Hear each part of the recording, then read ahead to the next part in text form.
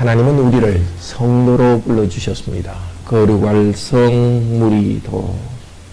거룩한 무리입니다. 거룩한 백성입니다. 거룩한 삶으로 불러주셨습니다. 그래서 우리는 성도로서 거룩하게 되어가고 거룩하게 살아갑니다. 오늘 고린도전서 7장은 혼인 문제를 길게 다루고 있습니다. 그리고 오늘 마지막 절로서 남편을 먼저 보낸 자매 혹은 자기 아내를 먼저 보낸 형제들의 재혼에 대해서 말합니다. 그러면서 결혼에 대한 가르침을 끝냅니다. 오늘은 7장 전체에서 결혼에 대해서 가르친 것을 요약하면서 또 오늘 말씀을 보도록 합시다. 혼인은 하나의 사례입니다. 이 혼인이라는 것을 가르치면서 성도가 어떻게 거룩하게 살지를 가르칩니다. 혼인을 통해서 거룩하게 살아가는 성도의 소명에 대해서 함께 배웁시다. 첫째로는 혼인과 성을 무시하는 경향과 또 쾌락에 빠지는 두 경향을 피해야 하겠습니다.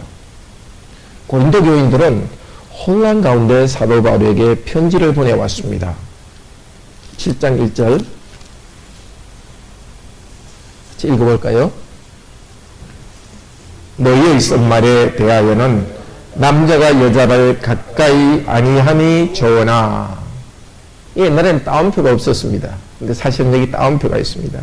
너희가 쓴 말, 즉 고린도 교인들이 이미 편지를 사도 바울에게 보내왔습니다. 그 편지 내용 중에 남자가 여자를 가까이 아니함이 좋습니다. 좋지 않습니까? 하고 편지 보낸 걸 지금 인용하고 있습니다. 여러분이 지난번 편지에서 남자가 여자를 가까이 하는 것이 좋지 않습니까? 하고 편지에 왔습니다. 거기에 대해서 내가 대답합니다 하면서 지금 7장을 말하고 있습니다. 자, 그때 그런 경향이 있었습니다. 가까이 한다는 것은 터치한다는 뜻이에요. 말 그대로 하면 예수님께서 병자를 고치실 때 만지시고 고쳤다 할 때 그것과 같은 말입니다. 우리말에서도 터치한다, 뭐 만진다 이렇게 할 때 좀 성적인 것을 나타내죠. 여기서도 고린도 교인들은 성적인 것, 결혼 생활을 하지 않는 것이 좋지 않습니까? 하고 물어봤습니다. 그때 그런 극단적인 경향이 생기기 시작했습니다. 고린도 교인들은 이 교회가 개척한 지 이 편지는 한 3, 4년 될 때 쓴 편지입니다. 그들은 아주 음영이 있는 사회에서 살아왔었고 이제 그리스도 안에서 새롭게 되었습니다. 그러니까 기도하고 말씀 읽고 하면서 그 삶이 너무 좋았습니다. 그래서 꼭 결혼을 해야 됩니까? 오히려 경건하게 하나님을 섬기는 사람들은 성적인 이런 생활을 하지 않는 것이 옳지 않습니까? 그런 질문을 해왔습니다. 경건하게 살기 위해서 결혼한 성도가 차라리 이혼을 해야 되겠다 생각하는 경우도 있었습니다. 이 고린도전서를 자세히 보면 그런 배경을 볼 수 있습니다. 또 약혼한 형제 자매들 중에서는 파혼을 하려고 생각하는 경우도 있었습니다. 그래서 여러 가지를 가르쳤는데 그 중에 사도 바울이 이 7장을 통해서 한 말은 결혼은 죄가 아니다. 결혼 생활은 좋은 것이라는 것을 가르쳤습니다. 고린도 교인들은 독신으로 사는 것이 더 좋다고만 생각하는 경향이 있었습니다. 거기에는 사실 그 당시의 철학적 영향도 있었습니다. 플라톤주의의 영향으로 당시 신플라톤주의 사상이 그때 이 복음이 전해질 때 고린도교에 쭉 그 사회에 흘렀습니다. 그게 뭐냐면은 사람의 육체 또 물질 그건 악하다는 생각이었습니다. 플라톤은 이게 사상과 이데아의 세계만 좋고 물질의 세계는 악하다고 가르쳤거든요. 그런 가르침 때문에 이 세상에 보이는 것은 악하고 보이지 않는 것, 종교적인 것, 사상 그런 것만 선하다는 생각이 있었습니다. 그것 때문에 교회 안에서도 혼인을 하지 말고 음식도 가능한 적게 먹는 것이 좋다는 가르침이 있었습니다. 사도 바울은 다른 곳에서 디모데전서 4장 1절에서 4절은 그런 가르침은 귀신의 가르침이다 말했습니다. 하나님이 창조한 것이 물질 세계고 우리의 몸입니다. 그래서 몸을 통해서 하는 모든 것은 선하고 좋은 것이고 그 중에 하나가 심실생활도 선하고 좋은 것이라고 가르쳤습니다. 그래서 결혼하라고 가르칩니다. 다만 독신의 은사를 받은 사람들은 온 교회를 섬기기 위해서 결혼을 하지 말고 주님의 일을 하라고 가르쳤습니다. 그런데 고린도 교인들 중에는 이렇게 완전 절제하려는 극단이 있었지만 반대 경향도 있었습니다. 이제 그리스도 안에서 자유함을 얻었다. 성령님을 통해서 나는 새로운 계시를 체험했다. 이렇게 하면서 나는 자유롭다 하면서 거꾸로 창녀에게 가는 성도들도 있었습니다. 그러면서도 나의 몸은 자유로우니까 구원받은 사람이니까 괜찮다 이런 경향이 있었습니다. 바로 앞장 한 장 넘기면 6장 15절에서 뭐라 그럽니까? 같이 한번 읽을까요? 너희 몸이 그리스도의 지체인 줄을 알지 못하느냐? 내가 그리스도의 지체를 가지고 장기의 지체를 만들겠느냐? 결코 그럴 수 없느니라. 우리 몸은 그리스도의 지체이기 때문에 창녀에게 가는 것은 그리스도를 창녀로 만드는, 창녀합하게 한다. 큰 죄라는 것입니다. 또 18절에는 뭐라 그럽니까? 또 읽어봅시다. 음행을 피하라. 사람이 범하는 죄마다 몸 밖에 있으니까 음행하는 자는 자기 몸에게 죄를 범하느니라. 도둑질하는 자기 몸에는 피해는 없습니다. 물건 하나 가져오니까. 근데 모든 음행은 자기 몸이 거꾸로 사용되는 거예요. 예? 그러니까 내 몸이 더러워지는 겁니다. 쾌락을 통해서 뭔가 얻는다고 하지만 거꾸로 내 몸을 더럽히는 것입니다. 19절 20절 읽읍시다.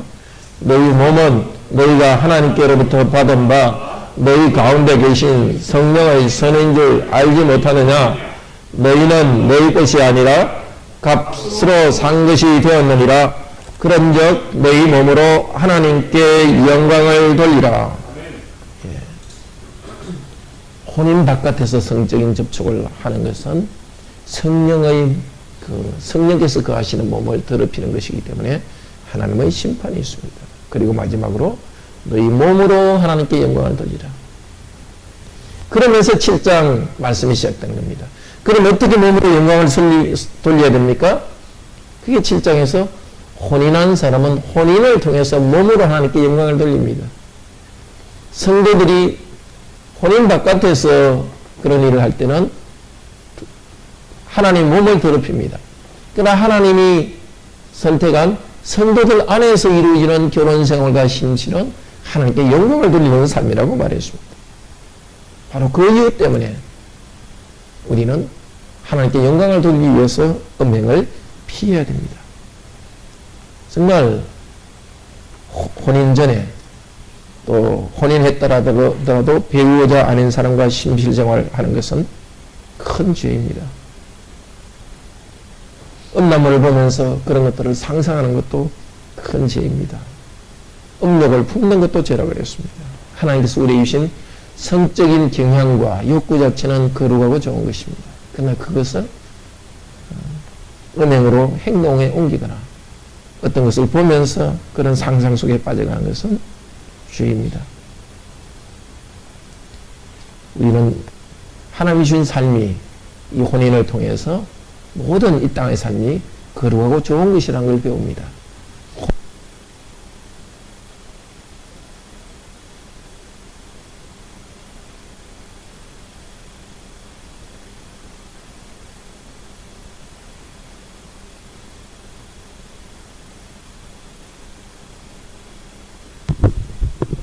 바로 이 우리 몸에 대해서 긍정적으로 이야기하는 것은 성뿐만이 아니라 우리가 몸으로 사용해서 하는 모든 것이 거룩하고 좋다는 것입니다.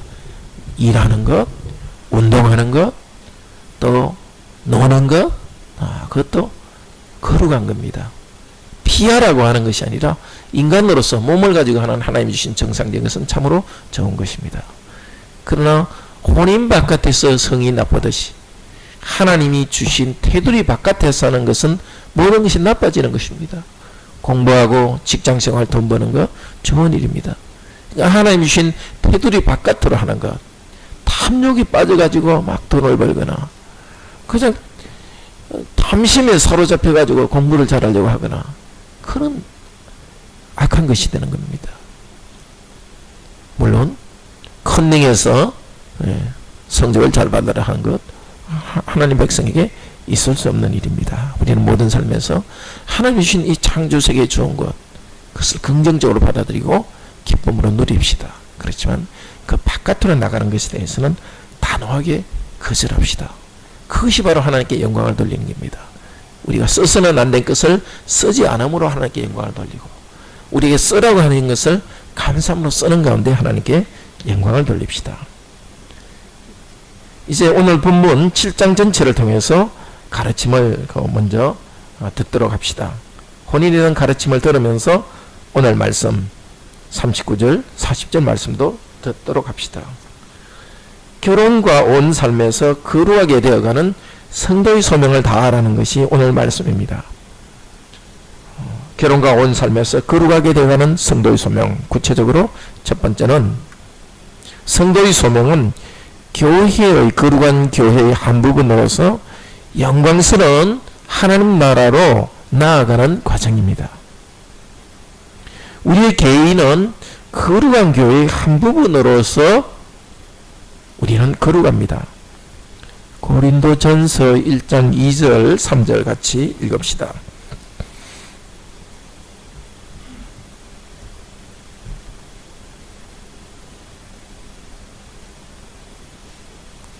(1장 2절 3절) 같이 읽겠습니다.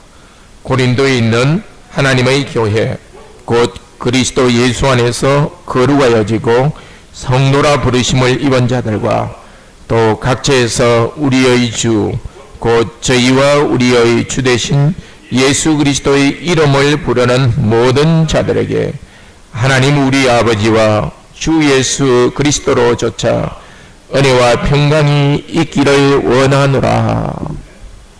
주 예수 그리스도의 이름을 부르는 여러분, 여기 계신 우리 모든 여러분들은 어떤 사람? 성도로 부르심을 받았습니다. 예수 안에서 거룩하여져서 성도로 되었습니다. 놀라운 은혜이지 않습니까? 예수 그리스도의 이름을 부르고 믿는 우리들 참 부족함이 있지 않습니까? 그렇지만 하나님께서 우리를 거룩하게 만드셔서 거룩해졌고 성도로 부르심을 받았습니다. 이미 거룩하여졌고 하나님이 하신 일입니다. 성도로 부르심을 받았다는 것은 우리가 또 부르심을 통해서 이루어져 가야 됩니다. 이런 우리에게 어떤 축복을 내리십니까? 주 예수 그리스도로부터 은혜와 평강이 있기를 원하노라. 이 말씀을 계속 들으라는 겁니다. 우리 예배 끝날 때도 여호와는 내게 복을 주시고 내게 은혜 베푸시고 평강 주시기를 원하노라. 바로 은혜와 평강, 예배 끝날 때마다 선언하고 있고 오늘 온 우리 성도들에게도 성령께서는 이것을 알기를 원합니다. 은혜와 평강이 여러분에게 있고 저와 여러분에게 있습니다. 예수 그리스도의 이름을 부르는 우리들에게 시간이 지날수록 더 은혜가 넘치고 평강이 넘칩니다. 그렇게 축복해 주십니다. 교회 전체를 향한 하나님의 축복 속에 우리 각자의 축복이 있습니다. 은혜와 평강의 축복은 거룩한 성도로서 거룩하여져 가는 가운데 있는 축복입니다. 우리 가정의 축복이 여기에 있습니다.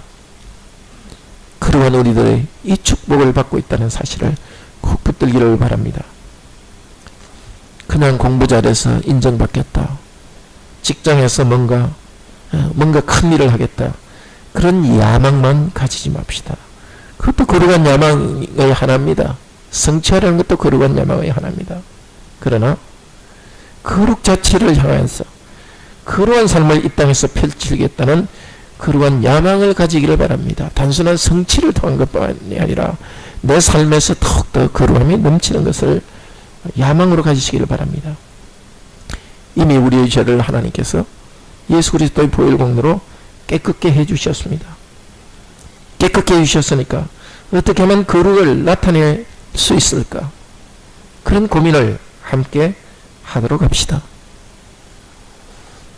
우리의 목표가 학점 잘 받겠다, 좋은 데 취직하겠다, 그것으로만 끝나면은, 거룩에 대한 생각이 없으면은 우리 복을 스스로 버리는 것입니다.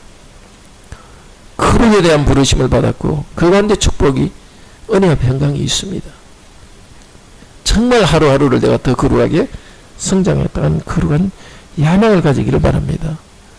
같이 공부하고 성적 얻더라도 어떻게 하면 더 거룩함을 나타낼 수 있을까? 그것이 우리 마음에 불타오르기를 바랍니다. 그러기 위해서 우리가 버려야 될 것 하나는 두려워하는 마음입니다. 이러다가 벌 받는 게 아닌가. 하나님께서 우리를 성도로 부르시고 은혜를 베풀어 주시는데도 우리가 조금 뭐 잘못하면 하나님께 천벌 받는 게 아닌가. 덜컥 겁을 내곤 합니다. 미신적인 마음입니다. 미신에서는 그 신한테에게 조상신한테 잘못하면 재앙을 내리는, 보복하는 그런 미신에 대한 생각. 하나님은 그런 분이 아닙니다. 우리가 거룩하게 살려고 나아가다가 넘어지는 일이 우리는 종종 생깁니다. 그때 하나님께서는 우리 마음을 아십니다. 내가 거룩하게 하려고 하다가 잘하려고 넘어진 건 내가 안다. 그렇기 때문에 우리는 다시 하나님께 말씀드리고, 하나님, 제가 이렇게 좀 넘어진 건 사실입니다. 죄에 넘어진 건 사실입니다. 그럼 제 마음 중심은 하나님을 향하려고 했던 것 하나님이 아시지 않습니까? 같이 죄를 회개하더라도 천벌받을 것 같은 그런 두려움을 가지고 회개하지 않습니다. 우리를 사랑하신 하나님께 참 죄송합니다, 하나님. 하고 내 마음의 중심을 아뢰면서 하나님께 나아갑니다. 죄를 지으면 어떻게 하나, 벌 받으면 어떻게 하나, 이런 것들이 우리를 누르지 않도록 합시다. 하나님을 그건 잘못하는 것입니다. 하나님은 죄 지으면 벌 주기를 좋아하는 그런 하나님이 아닙니다. 성령님을 보내주셔서 우리가 거룩한 가운데 성장하도록 함께 계신 분입니다. 다르게 말해서 하나님은 우리 편입니다. 넘어졌을 때 우리를 그냥 벌하는 남의 편이 아니라 우리가 바로 살려갈 때, 넘어졌을 때 안타까워하고 다시 일으켜주시는 분입니다. 우리는 그리스도의 지체요 거룩한 교회의 지체이기 때문입니다. 가정생활에서도, 직장생활에서도, 학교 공부도 나는 하나님의 거룩한, 그리스도의 거룩한 지체가 되었다. 내 존재가 이제 새롭게 되었다는 그런 정체성을 가지고 살아가기 바랍니다. 거룩함을 나타내는 소명과 열망을 가지고 살아가기를 바랍니다. 벌받을까 하는 두려움이 아니라 거룩을 나타내려는 긍정적인 열망을 가지고 살아가기를 바랍니다. 거룩하게 살기 위해서는 어떻게 해야 되는가? 고린도전서 전체로서 두 가지 말을 잘 가르칩니다. 우리는 예배와 일상적인 삶, 그리고 하나님을 사랑함과 이웃 사랑을 통해서 거룩한 삶을 나타냅니다. 고린도전서 1장에서 4장 전체는 복음에 대해서 말합니다. 우리 영혼이 하나님 말씀을 믿고 거룩하게 된 것을 가르칩니다. 1장의 4장의 중요한 부분, 1장 30절을 봅시다.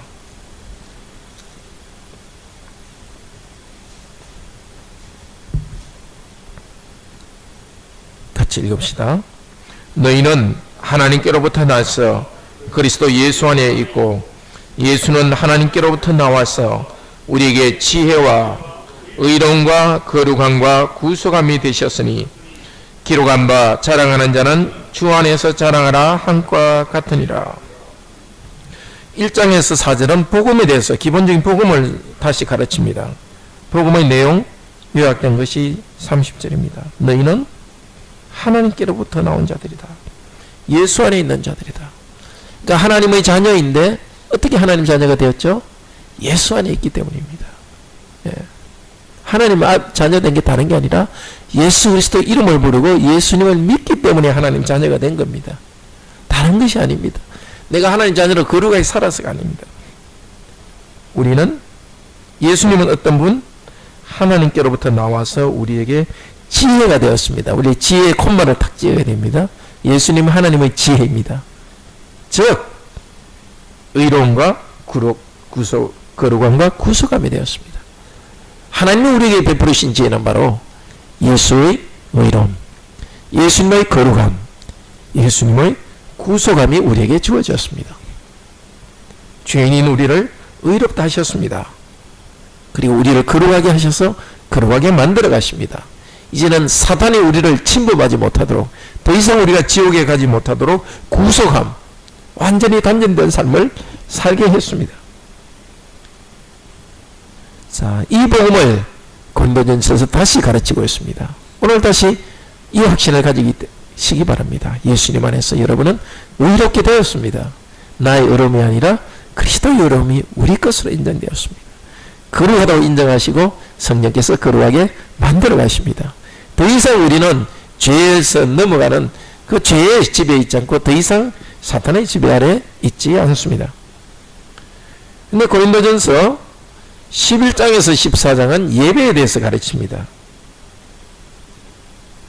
거룩하게 만든 우리들이 거룩하게 살아가기 위해서 첫 번째 해야 될 것이 바로 함께 모여서 예배드리고 성도들의 교제를 나눈 것입니다. 세상으로부터 떨어져, 거룩이라는 것은 떨어진 것이거든요. 세상으로부터 떨어져 우리끼리만 모이는 것입니다. 보통 때는 다 어울려 살지만 하나님 거룩한 백성들이 모여서 예배를 드립니다. 거룩하게 살아가는 것은 예배 가운데 나타납니다. 말씀을 배고 하나님을 사랑합니다. 찬양하고 기도하는 가운데 우리는 거룩하게 되어갑니다. 그런데 고린도전서의 가운데 부분 5장에서 10장은 삶에 대해서 가르칩니다. 결혼과 독신의 문제, 음식의 문제, 성도들끼리 소송이 생겼으면 어떻게 해야 되는가. 예. 삶에서 거룩을 향해 나타납니다. 하나님 향해 거룩함은 예배를 잘 드리는 것입니다. 서로를 향한 거룩함은 사랑으로 나타나는 것입니다. 거룩하게 사는 삶에 대해서 7장 24절 봅시다.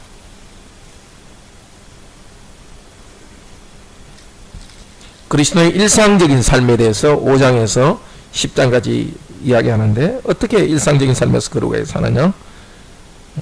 17절 같이 읽읍시다. 오직 주께서 각 사람에게 나누어 주신 대로 하나님께서 각 사람이 부르신 대로 그대로 행하라. 내가 모든 교회에서 이같이 명하노라. 또 24절 형제들아 각각 부르심을 받은 그대로 하나님과 함께 거하라. 부르심을 받은 그대로 이 뜻은 현재 상태로 이 뜻입니다. 내가 거룩하게 살기 위해서 갑자기 직업을 반드시 바꿔야 되는 건 아닙니다. 어떤 분들은 내가 은혜를 받았으니까 이제 직업을 바꾸고 목사가 되어야 되지 않은가, 무조건 그렇게 생각하는 경향이 있습니다. 그렇지 않습니다. 거룩하게 사는 것은 각각 부르심을 받은 그대로 현재 상태에서 살아가는 것입니다. 어떻게? 하나님과 함께 가라. 예. 내가 지금까지는 하나님과 관계없이 삶을 살았다면 이제 하나님과 함께 살아가는 겁니다. 바로 7장에서는 혼인 문제, 결혼 문제에 대해서 그렇게 말합니다. 지금까지 여러분은 혼인 생활에서 하나님과 함께 살지 않았다면 이제 하나님과 함께 혼인 생활을 하십시오. 하나님과 함께 한다는 것은 하나님을 향해 다 드린 성도입니다. 하나님을 향해 다 드린 성도는 서로를 위해서 희생하고 사랑하는 것입니다. 결혼에 대해서 가르치면서 핵심은 남편과 아내를 기쁘게 하라고 합니다. 예. 33절 같이 읽읍시다. 7장 33절 장가간 자는 세상 일을 염려하여 어찌하여야 아내를 기쁘시게 할까 하여 마음이 나누이며, 이렇게 마음이 나누는 것을 나쁘다고 말하지 않습니다. 결혼한 사람은 마음이 나눠야 됩니다. 하나님께 예배하는 일로 바쁘지만은 또 아내를 즐겁게 하기 위해 그 일로 시간과 돈이 써지고 마음이 나눠야 됩니다. 침실의 요물을 다 하면서 수고해야 됩니다. 불신자와 결혼한 성도도 불신자가 이혼하자고 우기기 전까지는 그 사람을 기쁘게 하고 살아라고 말했습니다. 약혼한 성도는 갑자기 자기가 독신으로 살면 좋겠다 생각하면서 파혼할 수 있지만은, 약혼한 사람이 그렇게 하면 힘들 경우에는 자기 생각대로 하지 않고 약혼자를 위해서 계속 결혼으로 나아가라 합니다. 결혼 생활 전체에 대해서 내가 독신으로 살든 혼인을 하든 파혼할까 생각하든 어떤 경우이든 간에 하나님과 함께 살기 때문에 섬기고 상대방을 기쁘게 하는 삶을 살아라 합니다. 그리스도의 삶의 원리 첫 번째, 거룩한 교회의 지체로 거룩하게 사는 것입니다. 두 번째, 하나님을 사랑하고 또 서로를 위해서 희생하는 삶을 사는 것입니다. 물론 나를 즐겁게 하는 것도 필요합니다. 그렇지만 우리 목표는 희생하고 사랑하는 것입니다. 세 번째는 영광의 재림을 향해 나아가는 과정으로서 우리 거룩을 이해해야 됩니다. 7장 29절 31절 같이 말씀 읽읍시다. 형제들아, 내가 이 말을 하노니 때가 단축하여 증거로 이후부터는 안에 있는 자들은 없는 자같이 하며 우는 자들은 울지 않는 자같이 하며 기쁜 자들은 기쁘지 않은 자같이 하며 매매하는 자들은 없는 자같이 하며. 31절 읽읍시다. 세상 물건을 쓰는 자들은 다 쓰지 못하는 자같이 하라. 이 세상의 형적은 지나감이니라. 그리스도인은 이 세상에서 거룩을 향해 나아갈 때 어떤 생각을 해야 됩니까? 이 세상에 우리가 누리는 것은 지나간다는 것입니다. 아내가 있는 자들은 없는 자같이 하며, 말하자면 아내와 남편과 함께 사는 사람은 천국의 영원한 것에 비추어 볼 때 지금 이 관계는 사실은 너무나 작은 것이다. 그것을 알고 하라는 것입니다. 구체적으로 어떻게? 우는 자들은 울지 않는 자같이 하며, 결혼 생활에서 참 고통과 어려움이 있습니다. 결혼하면 결혼한데도 섬기기 위해서 희생해야 되니까 자기를 맞추고 가야 되고 상대방 기분 맞춰야 되고 희생과 고통이 있으니까 좀 울 때가 있습니다. 예, 청년 여러분, 이 결혼이 항상 달콤한 것이 아니라 서로 때문에 울어야 될 때도 있습니다. 그때 우는 자같이 울지 않는 같이 하며 천국의 영원한 영광을 생각할 때 이 땅에서 그 누리는, 이 땅에서 받아야 될 슬픔, 그냥 슬프지 않는 것처럼 결혼하지 않으면 아는 대로 또 슬픔이 있습니다. 슬프지 않은 대로 다른 삶에서도 마찬가지입니다. 뭔가 슬픔이 있을 때 그것이 전부인 것처럼, 내가 이 세상에 그냥 삶이 끝난 것처럼 그렇게 생각하지 않고 영원한 천국을 바라보라는 것입니다. 또 기쁜 자들은 기쁘지 않은 자같이 하며, 하나님께서 이 땅에 좋은 것 먹을 때 기쁨 주셨고 좋은 옷 입을 때 기쁨 주신 거 누립니다. 혼인생활에서 기쁨 누립니다. 그렇지만은 기쁘지 않은 자처럼 살아가라는 겁니다. 이게 인생의 전부가 아니라 영원한 천국이 있다는 거예요. 매매하는 자는 없는 같이 하며 물건 쓰는 자는 쓰지 않은 것처럼, 이건 소비생활입니다. 좋은 옷 입고 좋은 집에서 살고, 예, 좋습니다. 주님 주신 거. 그렇지만 그게 천국인 것처럼 크게 매이지 말라는 것입니다. 이 세상 형적이라는 것은 모양입니다. 폼. 지금 진짜 폼 잡는다 이런 말 쓰죠. 그거 지금 똑같은 말이에요. 원문이 폼. 이 세상 폼은 폼 잡으면서 살 수도 있지만 지나간다는 거. 폼이 영 구겨고 영 안 좋게 경제적으로나 외모나 그렇게 한다더라도 다 지나간다는 겁니다. 근데 여기 건전서 이 말씀 내용은 지나가니까 대충 살아라는 뜻이 아닙니다.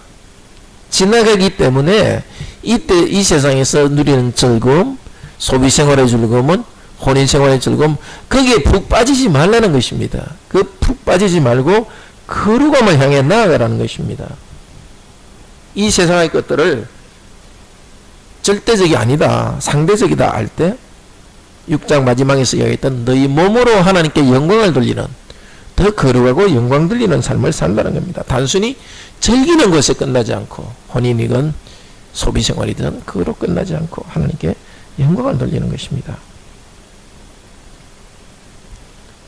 자, 베드로서 3장 11절은 우리는 의가 거하는 새하늘과 새 땅을 바라본다 하면서, 새하늘과 새 땅을 바라보는 이 성도는 이 땅에서 거룩함과 경건함으로 살아가라고 합니다. 우리가 천국 새하늘과 새 땅을 바라보기 때문에, 지금 우리가 성취한 것 누리는 것은 거기에 비해서 아무것도 아니라는 걸 알기 때문에 대충 사는 것이 아니라 더 거룩함을 향해 나아갑니다. 목표가 달라지는 겁니다.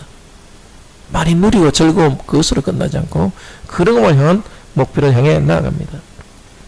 주님이 재림하셔서 더 거룩한 것을 완성해 줄 걸 알기 때문에 희망 가운데 잘 참고서 기쁨으로 결혼 생활을 합니다. 또 아직 결혼을 하지 못하고 결혼을 기다리는 상태라면은 그 더 좋은 날을 생각하면서 기쁨으로 또 기다립니다. 지금 내 직업이 만족스럽지 않아도, 경제적으로 힘들어도 주님 오실 날을 바라보면서 참고 현재에서 거룩한 소명을 다합니다. 결혼 생활이 남들이 보기에 너무 부럽다 하더라도 그거 가지고 교만하고 자랑하지 않습니다. 남이 부러워하는 직장이 있다 하더라도 그것 때문에 남을 무시하고 그렇게 하지 않습니다. 천국에 영원한 것에 비해 이 세상은 상대적인 것입니다. 천국의 영원한 절대적인 걸 알기 때문에 우리는 어려운 가운데 참고 나가고, 또 잘 될 때도 우리는 겸손하게 나아갑니다. 자, 이것이 성도이신 거룩함의 원리입니다. 그리고 이제 이 거룩함을 이루기 위해서 우리는 나에게 주신 은사대로 소명을 찾아갑니다. 나에게 주신 은사대로. 17절에 읽었지만 7장 17절에 오직 주께서 각 사람에게 나누어 주신 대로 그대로, 하나님이 각 사람을 부르신 그대로 행하라. 사람마다 다릅니다. 각 사람에게 나눠진 것이 달라요. 하나님이 주신 부르심이 사람마다 다른 겁니다. 그 다른 구체적인 한 예가 바로 결혼입니다. 39절에서 40절 사역으로 된 부분 같이 한번 읽을까요? 나눠준 것에, 아내는 그 남편이 살아있을 동안에는 매여 있어 왔습니다. 그런데 만약 남편이 죽기라도 한다면 원하는 대로 결혼하게 될 자유가 있습니다. 다만 주님 안에서. 그런데 나의 그 결정을 따라 만약 그대로 남아있으면 더 복됩니다. 그런데 나 자신도 하나님의 성령님을 가지고 있다고 생각합니다. 그렇습니다. 이 결혼 상태에 대해서 어떤 사람은 남편이, 지금 이 39절 40절은 남편이 먼저 세상을 떠난 경우를 말합니다. 이것도 하나의 은사가 되는 거예요. 우리는 은사라고 할 때에 내가 가진 어떤 특별한 좋은 것만 이야기하는데, 하나님께서 나에게 현재 주신 모든 조건이 다 은사입니다. 헬렌 켈러, 여러분이 잘 아시는 헬렌 켈러, 보지 못하고 듣지도 못하고 말하는 장애가 되었죠. 근데 헬렌 켈러에서 은사는 그 장애가 은사였습니다. 그 장애 가운데서 열심히 수고했을 때 많은 사람에게 감동을 주었습니다. 그래서 우리는 나의 조건을 그냥 핸디캡으로, 장애로만 생각해서는 안 되고 은사로서 바로 알아야 됩니다. 은사로서 아는 성도들은 자기 은사에 맞게, 소명에 맞게 살아가야 됩니다. 바로 고린도전서에서 이야기한 것입니다. 결혼해 있는 성도들에 대해서 그들의 은사가 무엇이고 소명이 무엇입니까? 지금 현재 남편 아내를 사랑하고 나아가는 것입니다. 결혼한 사람들에게 대해서 이야기한 것이 그 8절부터 이후에서 말한 것입니다. 이혼하지 말라. 이혼하지 말라. 또 독신의 연설을 받고 7절 8절에서 이야기한 것은 독신의 연설을 받고 독신의 헌신한 사람들은 거기에 소명의 자리에 충성을 합니다. 지금 자리를 옮기고 하는 것보다 있는 자리에 충성하라는 것입니다. 21절에서는 노예들에게 말합니다. 노예들 여러분 염려하지 말고 노예로서 거기 살아가십시오. 하나님 노예제를 좋아하는 거 아닙니다. 사람이 사람을 억압하고 물건 취급하는 거 좋아하지 않습니다. 그렇지만 역사의 어느 시점에서는 그 제도가 바뀔 때까지는 그 제도 안에 살게 하셨습니다. 제도를 바꿀 수 있으면 좋겠죠. 당연히 사실 그리스도인들이 그 제도를 바꾼 거죠. 교회 안에 오면 다 형제자매로 되니까 점점 교회를 통해서 그런 거 노예 제도가 없어지는 겁니다. 그렇지만 그 제도 안에 있을 때는 걱정하지 말고 거기에 살아라는 것입니다. 성도는 직장 상관에게 순종하며 살아라는 것입니다. 직장 상관에게 섬기며 일을 성과를 내는 것이 소명입니다. 청년 여러분도 잘 먹고 운동 잘하고 열심히 건강하고 또 공부 열심히 해서 세상도 배우고 자기 성품을 성장하도록 하고 미래의 직업을 준비하고 결혼을 준비하는 거 다 소명입니다. 현재 자리에서 소명을 다하십시오. 근데 미혼인 성도 또 배우자를 사별한 성도는 어떻게 해야 되는가? 미혼인 성도가 배우자를 사별한 경우에는 무조건 결혼해라고 말하지 않습니다. 현재 상태를 자유 상태로 말하고 있습니다. 우리는 무조건 결혼해야 된다고 생각하지만 성경이 가르치면은 독신인 상태는 자유 상태고 또 혼인했다가 배우자가 먼저 세상을 떠난 경우에는 자유 상태입니다. 자유 상태는 어떻게 살아갑니까? 내 마음대로 살아가는 것이 아니라 19절에 보면은 하나님의 계명을 지킬 따름이니라. 하나님의 말씀에 순종해서 자유를 누립니다. 그러니까 독신으로 살아가는 사람들은 내 즐기기 위해서 독신으로 사는 것이 아니라 하나님 명령에 순종하기 위해서 독신으로 살아갑니다. 혼인한 사람도 하나님 명령에 순종하기 위해서 살아갑니다. 그런데 오늘 본문 앞쪽에서는 가능한 할 수 있다면은 독신으로 살아가라고 말했습니다. 자, 오늘 본문에서도 40절에 보면은 남편을 먼저 보낸 사람 또 아내를 먼저 보낸 사람은 40절에 보면 그대로 남아있으면 복되다고 말합니다. 재혼하는 것도 복된 것입니다. 그렇지만 재혼하지 않고 있는 것도 더 복되다고 합니다. 우선 재혼하지 않고 있는 이유는 복된 이유는 교회 전체와 그 자신에게 유익이 있습니다. 교회 전체에 복됩니다.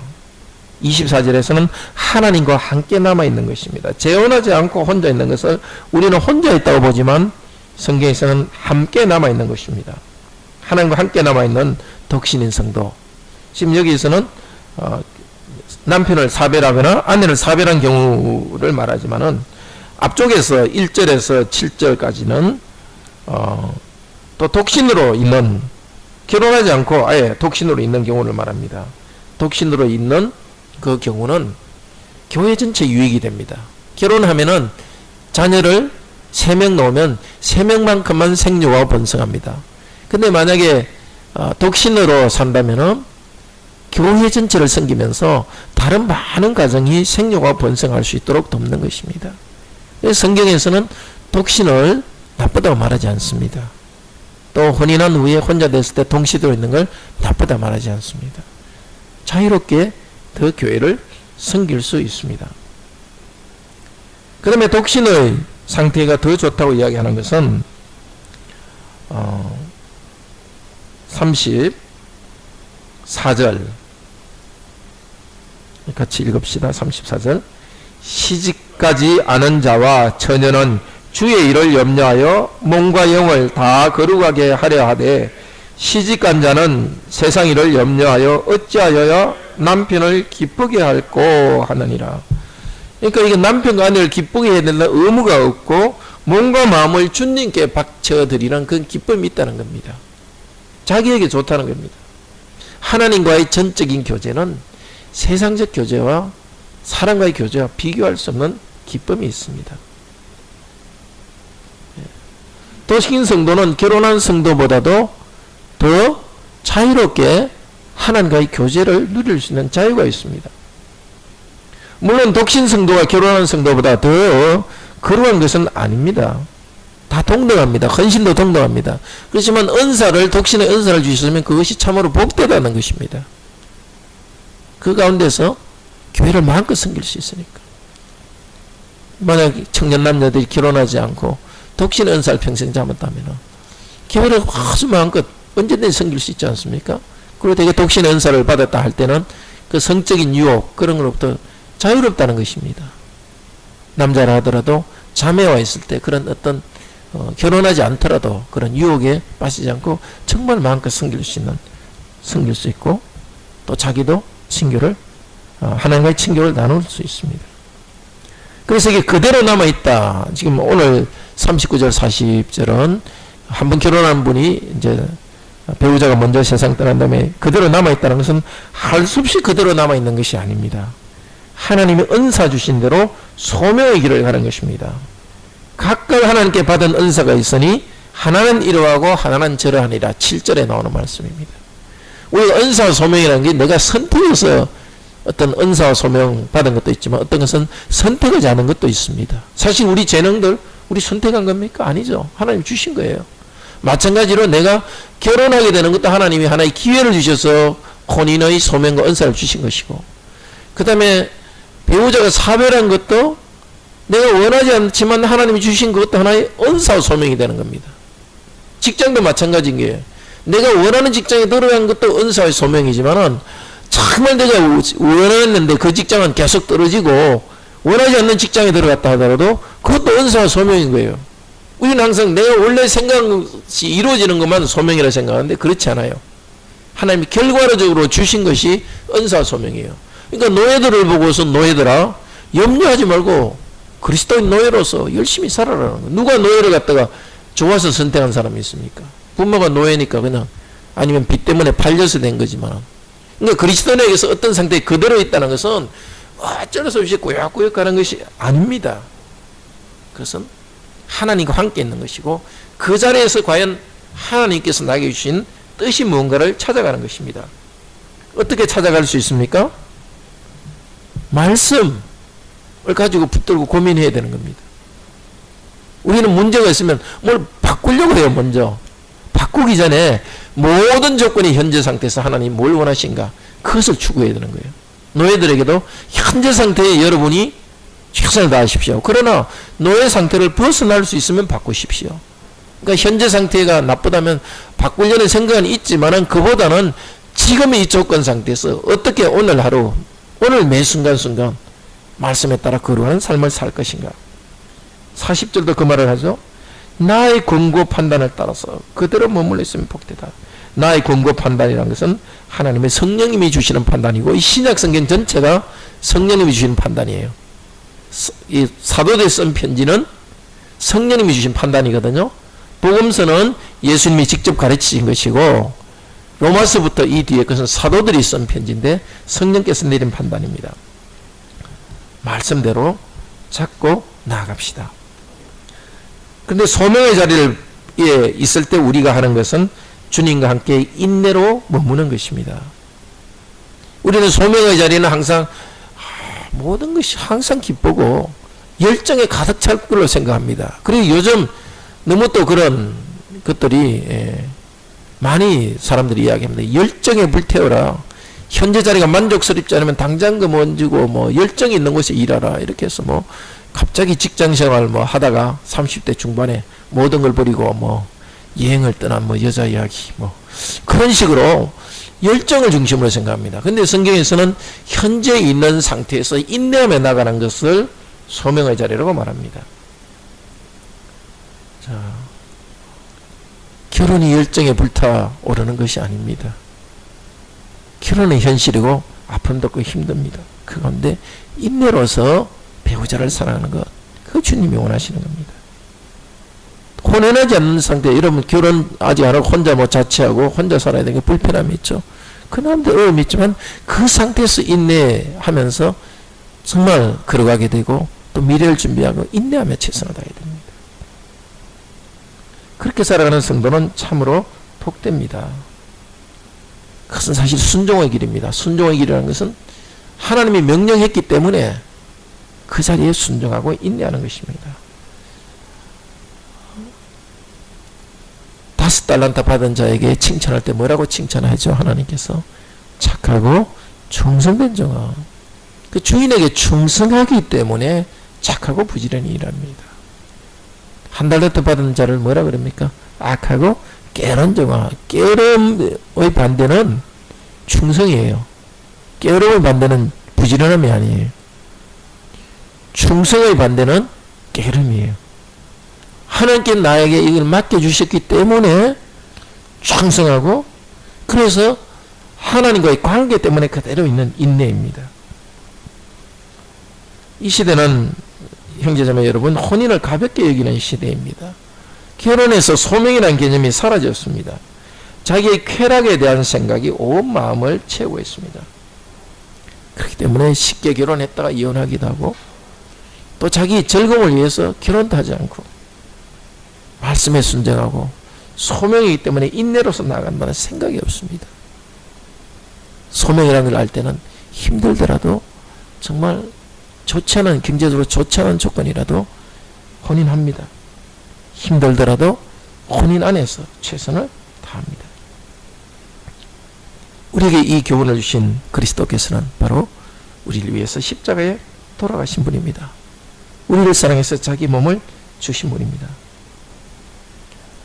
이 거룩한 은혜를 주셨고 하나님을 아버지라 부를 수 있는 특권을 주셨습니다. 우리도 우리 십자가를 지고 주님의 뒤를 따라가야 되지 않겠습니까? 그런데도 주님의 군인들이 지금은 저 병원에 너무 많이 입원해 있습니다. 전쟁터에서 군인들이 정말 영적으로 깨어서 하나님 나라를 위해서 살아가야 되겠는데, 다들 야전병원, 군대병원에 입원한 군인 같아요. 조금 힘들다고 포기하고 하나님 뜻에 순종하지 않습니다. 조금 다쳤다고 그냥 군인들이 야전병원에 입원하고 전쟁터에 싸우지 않습니다. 하나님께서, 그리스도께서 하나님 보좌 우편에 앉으셔서 우리에게 성령을 보내주시고 다스리고 계십니다. 이 땅에 거룩한 나라를 확장하시고 있습니다. 영광을 가지고 오시고 있습니다. 그 일을 위해서 우리의 가정을 사용하시고 우리의 직장 생활을 사용하십니다. 너무 큰 야망 때문에 이리저리 떠돌아다니지 맙시다. 주님께 주신 그 자리에서 내 남편 내 아내 좀 더 아름다웠으면, 훌륭했으면, 이런 생각 때문에 마음이 그냥 헛된 마음이 생각되지 맙시다. 또 혼인에 대해서 생각할 때도 있지도 않은 사람, 그런 남자 그런 여자 생각하면서 그렇게 하지 맙시다. 주께 주신 작은 일, 내게 맡기신 일에 최선을 다합시다. 그리고 주께서 나에게 줄 사람, 나를 위해 준비한 사람, 그 사람과 만나서 소명의 자리에서 그 남편 아내 사랑합시다. 아빠 엄마가 되도록 하신 것이 하나님이 주신 소명입니다. 내가 할 수 있는 일, 할 수 있는 자리에서 충성합시다. 그때 우리에게 착하고 충성된 자와 네가 작은 일에 충성하였으니 큰 일을 맡기리라. 그 충성한 자리는 다른 것이 아니라 바로 혼인과 가정입니다. 바로 지금 공부하고 지금 직장생활을 하는 것입니다. 매 순간순간 하나님께서 보시고 우리를 칭찬하십니다. 지금까지 부족함이 있더라도 주님은 벌하시려고 하지 않습니다. 우리의 부족을 용서하시고 다시 격려하십니다. 주님 사랑 안에서 소명의 자리에서 인내하며 나가기를 바랍니다. 함께 기도합시다.